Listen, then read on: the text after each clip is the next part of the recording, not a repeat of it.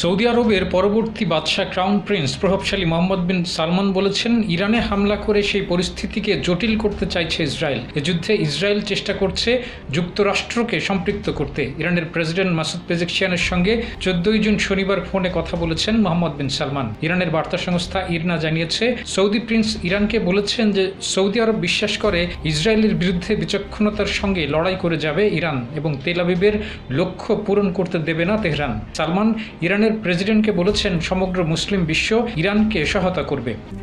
RICL TMX, যুগের পর যুগ স্থাপনা থাকে মজবুত।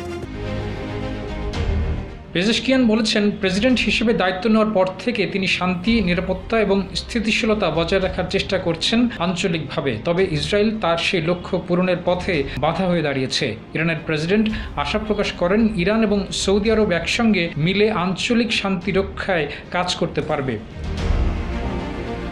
শুক্রবার 13 জুন ইসরায়েল অন্তত 200 যুদ্ধবিমান নিয়ে ইরানে হামলা করে। ওই হামলায় ইরানে 78 জন নিহত হয়। এরপর ইরান ইসরায়েলে পাল্টা 100টির মতো ক্ষেপণাস্ত্র হামলা করেছে। রবিবার ইসরায়েলে ইরানের হামলায় নিহত হয়েছে 10 জন।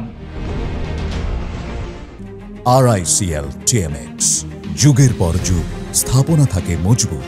ইসরায়েলের সশস্ত্র বাহিনী IDF নতুন করে ইরানিদের হুঁশিয়ারি দিয়ে বলেছে, তারা যেন ইরানের পারমাণবিক স্থাপনার আশপাশ থেকে সরে যায়। এরপর শুক্রবার যখন ইরানে হামলা করা হয়, তখন সেখানে পারমাণবিক স্থাপনা সহ অন্তত 100টি লক্ষ্যবস্তুতে হামলা করেছিল ইসরায়েল। ইসরায়েলের ওই হামলায় ইরানের সেনাপ্রধান, সশস্ত্র বাহিনীর প্রধান, ইসলামী বিপ্লবী গার্ড বাহিনীর প্রধান সহ অন্তত 20 জন সেনা কর্মকর্তা নিহত হন।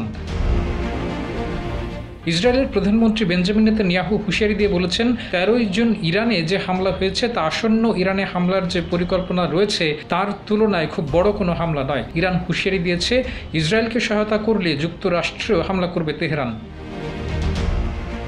যুদ্ধের সর্বশেষ খবরে জানা গেছে, ইরানের 2টি প্রাকৃতিক গ্যাস ক্ষেত্রে হামলা করেছে ইসরায়েলের ক্ষেপণাস্ত্র, যে কারণে গ্যাস উত্তোলন বন্ধ হয়ে যায়।